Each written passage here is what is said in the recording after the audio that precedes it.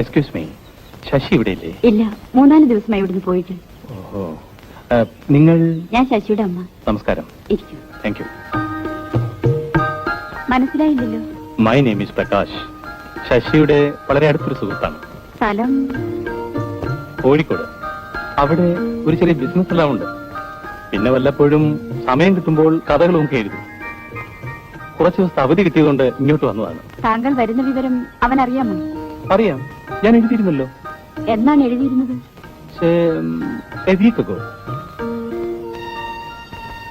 എന്നാ തിരിച്ചു വരുന്നറിയാമോ?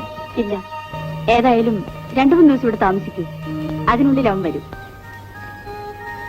ശശി ഉണ്ടായിരുന്നെങ്കിൽ നിങ്ങളെ കൊണ്ടുപോയി എസ്റ്റേറ്റൊക്കെ ചുറ്റി ഓ, കാണിക്കുമായിരുന്നു. അത് സാരമില്ല, ഞാൻ തനിച്ചു പോയി കണ്ടോളാം. വേണമെങ്കിൽ വേലപ്പന് കൂടെ അയക്കാം. വേലപ്പാ, വളരെ നല്ലത്.